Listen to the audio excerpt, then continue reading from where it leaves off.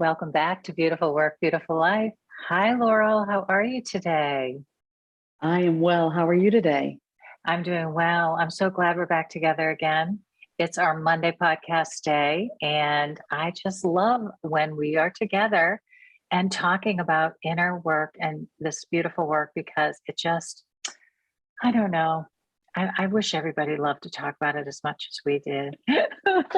I'm going to just go out on a limb and just say the world would be a different place if everybody would just own their own inner work and look in the mirror and get it done. I am just saying. Sometimes I don't want to be opinionated because keeps me in a safe place. And so I'm challenging myself on the podcast today to do as I say, which our topic this week is the danger of playing it safe. Right? Oh, The danger. of playing it safe, right? That is such a good one. It is. Yeah. There is danger in playing it safe. There's a lot of danger in playing it safe. And I will just say that I feel like this is a topic that I've explored personally and I explore all the time professionally with my clients. And I would encourage people to know that it's a very individual definition of what playing it safe would be for each of us, right? We're all in a different place with this. We are all in a different place. So we don't want to judge anybody for where they are. And we really want to look at just where we are and what that means for us, right? Each one of us. Yes. It's true. And when you think that on the neuroscience side of safety, our brain tries to keep us safe. Yeah. And our brain is as individual as we are, right? Right. Yeah. Good. My Good. brain only knows my own experience or my perception of others' experience. And that's the baseline from which I play safe.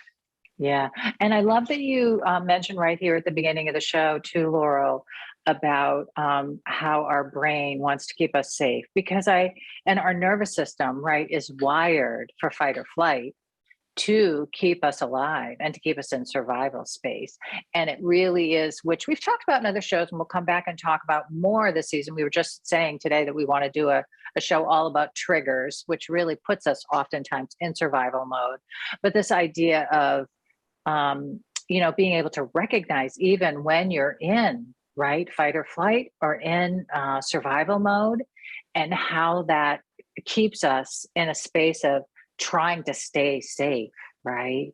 Yes. Yeah. And the survival mode, when I think about fight or flight, that is one side of our nervous system. The other is the freeze, right? When we think about, sometimes we just freeze, we're paralyzed, we can't move forward. And that's another way that our nervous system keeps us safe. It reminds me of, I was walking recently with a friend and we saw a deer not that far from us. And the deer just stopped and looked at us. And we kept walking. And she thought it was so interesting that the deer just stopped. And I said, that deer thinks if it is frozen right there and doesn't move, we won't even see it. Right, and so I think that's what we do as humans. Yeah. We freeze. We freeze hoping that will keep us safe. Yeah. I know we did another show last season on being visible, and we talked about invisibility, and I talked about that being that's my number one technique of, keeping myself safe and in my comfort zone, right? Is I just pretend I'm not even here. I'll sit in the back of the room. You can't see me. I won't say anything. I'll hardly breathe. You won't even notice I'm here, right? That was my way of just not drawing any attention to myself. I don't have to be speaking when I don't want to speak. I don't want to put, I'm put on the spot, right? All these things that can be ingrained, or they're part of our survival, or it's just even sometimes characterological. Sometimes it's part of being an introvert. I mean, it's a lot of different things, right? We don't want to make ourselves bad for all of this. It's just, the goal is to just notice, right? Notice where we are with it and begin to understand that oftentimes our best life exists outside our comfort zone. Absolutely. And so that's the danger of playing it safe, right? Is you're not going to live your best life necessarily if you stay in your comfort zone all the time. not Yeah. only that, but you can't grow Yeah. if you stay in your comfort zone, Yeah. right? Think about, learning a particular skill. If you never push yourself a little bit further, right? Staying where you are today, that may not be your best life. Right. Playing it that safe. So let's talk about the dangers. Yeah. So what comes up for you when you first think about like just that line, the danger of playing it safe? What gets ticked off in you, Laurel? I, like you, for many years, stayed behind the scenes, was quiet, all of that, right? That was my favorite place to be, not getting the attention. And now what I realize is if I don't risk something, I'm never going to get what I want. Yeah. And so, something of like even playing it safe with not telling someone else how I really feel, or playing it safe by believing when someone tells me my dreams are too big, right? So though that comes to mind, that I may never have what I want if I am not willing to take a little bit of a risk. Right. And put myself in an unsafe, or not put myself physically in an unsafe place, but the emotional, the certainty, I think that's what comes up a lot for me is when I think something is risky, really all it means is it's uncertain. Yeah. I don't know how it's going to turn out. Right. So yeah. What about you? I think when I think about it, there's a piece of me that recognizes that a lot of me staying in my comfort zone had to do with trying to avoid getting hurt, getting my tender heart hurt, to avoid being in conflict where I had to defend myself or, call somebody out on their bad behavior or whatever, right? Like years ago, that was so uncomfortable for me, and I really avoided that at all costs. And so I feel like over time, those aren't the things anymore. But I think it is more of like for me, it's claiming what I want, and also taking the time to discover like what do I want now, because I think as we live this beautiful life, as we're doing the beautiful work, right? And we get a lot of what we want, because it does usually happen. I just want to say, for those of you that are out there and you might go, why would I do the beautiful work? It doesn't sound fun, right? Because you want to have a beautiful life, and then you get what you want oftentimes. So this is good. Is like pushing beyond what you think you could want, or what you even think is possible. It's like, it's the comfort zone starts to get to a place where it's even beyond sometimes dreaming about or wondering about. And that's an interesting place to be. That's a very interesting place to be. It is. Yeah. No, this is such a big topic. As you're speaking, I'm just thinking of all of the places in our lives where, our tendency to play it safe comes into play. Yeah. Right? Yeah. It's even as much as buying the same brand of cereal because we know it. Yeah. We're not going to be disappointed if we know what we're getting, right? And so, there was a time in my life where, and I think my sister called me out on it, that I had no expectations because I didn't want to be disappointed. Yeah. And that was really my need for protecting myself and staying safe. Yeah. I probably couldn't handle disappointment at that time in my life for whatever reason. I didn't want to even have to be disappointed. So what did I do? Not expect much, right? Right. Right. And then you know, that's kind of shuts off the valve to what you want, even. Don't you think that's abs- connected a little bit? oh, Yeah. completely. Because Yeah. then I went into a period of what I call the great indecisiveness.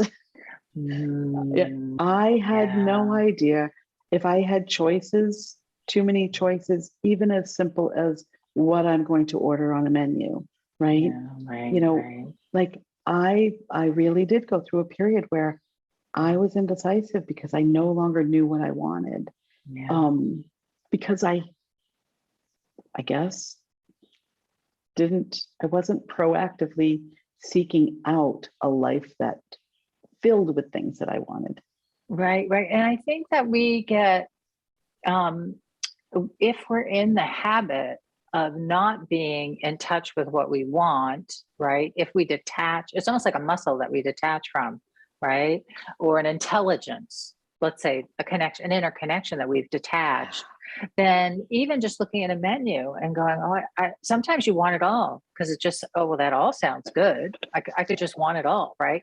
Versus like being really in touch with, well, what do I want right now, right in this minute? What sounds good right now, you know? Yeah, so we have to almost take ourselves back into that connection, that inner connection, and start to reconnect with what do I want? What what would make me happy? What is my version of the good life? Mm, Because everybody's version of the good life is different. It is. absolutely. Yeah. Thank Yeah. goodness. Can you imagine if we all had the same life? Oh, Well, Stepford lives. Yeah. oh man. Well, and it's interesting because I tend to think that there's sometimes when we play safe, it's from our own internal, our internal clues, right? Or our internal comfort zone. And Mhm. other times when we play safe, I honestly believe that it is because of tied to our fear of other people's opinion, reaction, all of that, the fear of Right. judgment that comes into play. And when I think about maybe not even being in touch with, what I want, and I'm willing to take the risk, I have to be willing to risk criticism, right? Not Mhm. just Yeah. willing to risk some big audacious dream that I have, but Mhm. being willing to accept other people's opinion Yeah. of the risk I'm taking and the dream that I have and the life I'm trying to create for myself. Yes. I love the four agreements work for this. I know we're going to come back and talk about the four agreements in Yeah. another podcast this season. But what came up for me so strongly, right, is how do we self-correct, or how do we get ourselves out of that habit of worrying about other people's opinions that keeps us in that illusion of safety, right? And the four agreements really did that for me in a big way, right? I had done a lot of the work, but then the four agreements, don't take anything personally, changed my life in that way, because I realized whenever anybody's talking, they're just talking about themselves and their own opinions and their own ideas, and whatever it is, it's not necessarily about me. And I might think it's about me, or it sounds like it's about me because they might not like me or not like what I'm saying, but it's still about them, right? So Yeah. to be able to find the safe place within, right, which is the place where you can come in internally and know, I'm going to be okay, no matter what everybody else says, no matter how disappointed I might be in life, no matter how much I might want something and I can't seem to get it yet. Like, I'm still okay. I'm still internally, I'm still safe. I'm still me, still living this life. Whatever that space is inside where you're like, I'm okay. I'm okay. Yeah. Right? Yeah. Yeah. And that's different than playing it safe. That's what It is. allows us to no longer play safe. When Right. we feel the safety inside, I'm okay. That's right. It Yeah. is a tool to practice that muscle, like you were saying. Right, right, You know, right. one of the other things that I often think about when I know that I'm playing it safe, and perhaps that's not, I'm going to say what I'm supposed to do, or not in the best interest of me and my life. I often remind myself that if I continue to play it safe, the danger of my playing it safe is that I never realize my full potential. I never realize maybe even my full purpose. And that comes, really from that inner knowing that I'm meant for more than this, right? Each of us, I believe, comes here in this form to this planet for a purpose. And sometimes we don't know what that is. Yeah. And so it takes being able to have that safety inside, that faith, knowing that we're here for a reason. We might not know what that is, but if we continue to play it safe and do the same thing we did yesterday and the day before and the day before, if I eat the same cereal day after day, I'll never realize maybe my full potential. Yeah. Yeah. And I think not realizing our full potential is probably the grave disappointment of life that I think, like, I imagine being on my deathbed and thinking, did I live fully? Did I explore everything I felt like I could or I wanted to, what had called to me, right? And so I might if I had lived longer, maybe there was more potential to realize, but at that point, did I feel like I was always challenging myself to live more, And I feel like if I can say yes to that, then I can be at peace with myself and my choices of this lifetime. And I love the idea of deathbed work as deathbed work for me is projecting yourself out right to the end of your life, or to be suddenly coming to terms with you're being told it's going to be the end of your life, whatever it is, right? And then going, what am I going to do, right? And so checking in, like, what if you only had a year to live? Well, how would you live, right? These are some of the ways that we get out of our comfort zone real fast, right? Is that deathbed work? It takes us out of our comfort zone real quick. Absolutely. Nobody's comfortable with death. Absolutely. Yeah. Yeah. I just had this conversation recently with a friend about, well, what is it that you want? When we think about staying in our comfort zone, sometimes if we do that too long, we're not creating the life we want, but we don't even remember how to dream, right? Again, that muscle. Yeah. And so it is that end of life, bucket list, if you will, that might help us really tap into what is it that we're missing out on right now? What is it that we might want to take a risk and bring into our life currently, right? That is a really good way to do it. I mean, other than thinking on my deathbed, I'll think, oh, I should have had more ice cream. That's right. I shouldn't have worried about that other extra ice cream so much. I should have more, I should have stamps on in my passport. What are those things? Right. And what risk, what do you have to do? What little risk do you have to take to begin to do some of those things? Yeah, right. I'll try to find the link to this, but I know that somebody wrote a beautiful article a few years ago about I think they had done some research or worked at a nursing home. I forget what their background was, but I think it was something like that. And they were with people, maybe might have been a hospice worker, and they were talking about the top 5 things that people talk about on their deathbed that they regret. Right? What are your top 5 regrets? And and I think that's worth a read for people. You know, if you think, oh, deathbed work, what is that? Well, here's a great a way of just beginning to explore it a little bit. You know, well, here are common things that people feel like at the end of their life they wish they had done differently. And oftentimes it's relationship, not making peace in relationships with people, right? We think about deathbed work, you think about your bucket list. Well, that's one way to think about it. And then the other thing is like, what is the condition of your actual life, right? And what would you regret when you left or you were leaving that you didn't make peace with or didn't feel good about? Yeah. So we'll try to find that article. Okay, Laurel, we better wrap it up because we're running along here today. But what?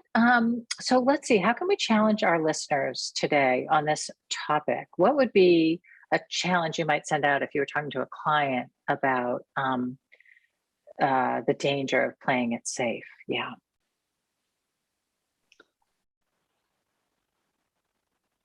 I think one of the things I would suggest is maybe looking, you know, in the past, right? Maybe a time that you did take a risk previously. Yeah. And how it felt to be able to be that courageous, to take a risk, to really get something that you want. Yeah. Or to pursue something you wanted at the time. Because I think that reminder that we are capable of taking risk. And oftentimes we're better after we have challenged ourselves. Yeah. So yeah, that's perhaps good. that, rather than looking forward, if in fact we have been playing it safe for too long, look back. Yeah, that's good. That's good. I think I would say maybe for a week, you know, do a moment to moment kind of or your daily review, right? Of just that day, like, how did I play it safe today? What ways might I've been able to um, taken a little bit of a risk or push myself a little outside my comfort zone? Like, what is the thing that would cause me to grow my comfort zone? Because we only grow our comfort zone by growing it, by doing, like taking ourselves out of comfort zone and doing something just a little bit different, a little bit edgy, a little bit what might feel a little bit risky. So just beginning to inventory for yourself to see, where do you play it safe and where might you push your edges a little bit. Yeah, I love that. that's good. That's Love good. that. Oh, okay, Laurel, thanks for being with me today. And I hope that we've inspired people to step outside the comfort zone and expand their ideas about what their life could be, so they don't fall into the danger of playing it safe all the time. That's right. Yeah. Well, we could talk about this so much, many more times. I'm sure it will come up again. Yeah. It will. It will. Yeah. And we'll be back for more really, really soon. We will. Happy Monday. Happy Monday. All right. I'll see you next week, Laurel. Bye for now. Bye-bye. Bye.